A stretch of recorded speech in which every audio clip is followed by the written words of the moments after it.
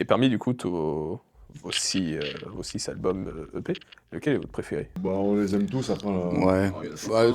Ceux du début étaient plus maladroits, mais ça se joue entre Microphonorama, Théâtre 303. Moi, c'était R303. Et je pense que Ouais, c'est moi, Théâtre je crois 303 que c'est- aussi. Ouais. Ouais, Celui, ça celui- joue celui entre qui a eu les le deux, plus de mais- succès, c'est Microphonorama, mais je pense que pareil, moi, celui qui m'est le plus cher, c'est Théâtre 303. Ouais. Parce que c'est celui sur lequel on a pris le Bah, plus de il- risques, on a tenté plein de choses. C'était, Ouais, il a été plus- On a essayé d'enfoncer des Il portes. a été plus réfléchi. Microphonorama, c'était plus une accumulation de titres, qui était réfléchi aussi, C'était bien sûr. réfléchi aussi. C'était très réfléchi. Bon, bref. Mais non, mais ouais.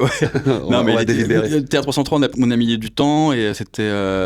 Puis on était mature, quoi. On était Ouais, arrivé à. et il y avait une vraie démarche après beaucoup plus musicale. On avait On a voulu faire tournées. intervenir des musiciens, c'était une plus grosse prise de risque et avec le recul, oui, c'est celui qui m'est le plus cher. Ouais, moi aussi. On avait plus d'expérience en studio, on avait deux tournées dans les pattes, ouais, donc on approchait la trentaine, on n'était plus les petits jeunes, c'était notre prime. Maintenant, celui que vous aimez le moins?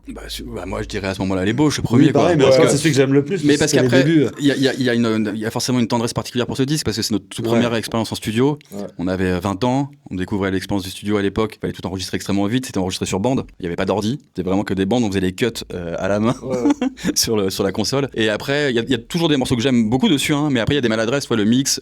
On a tout mixé, tous les morceaux en 3 jours, je crois. On avait une semaine de studio en tout pour tout le recording et le mix. Et je crois qu'on avait tout fait en 3 jours à raison de, je sais pas, 3-4 morceaux par jour, je me rappelle C'est plus. ça, ouais. Quand je les réécoute maintenant, je me dis, ça sonne pas super, Oui. ou ça aurait dû sonner comme ça. Mais en même temps, on avait besoin de passer par là, Ouais. parce que c'était obligatoire, c'était la première expérience. Si on n'avait pas fait ça, il n'y aurait pas eu la suite. Et puis en le réécoutant, c'est des souvenirs, c'est une époque, c'est une façon de travailler qui n'était plus la même après, parce qu'après, on avait Pro Tools, on avait les ordis. Celui-là, on l'a fait vraiment d'une manière qui était de l'ancien siècle. Et du coup, je vais te dire que quand je l'écoute artistiquement, c'est celui que j'aime peut-être le moins. Enfin, je trouve que je chéris quand même ce disque, malgré tout, quoi. On n'en serait pas là s'il n'y avait pas eu ce disque, tu vois. C'était la première marche qui nous a permis de nous dire, bon, bah, c'est faisable, c'est possible, on l'a fait. Voilà, next. Il est drôle parce qu'en fait, quand tu réécoutais, on se cherchait. On s'était pas encore trouvé à partir de celui d'après.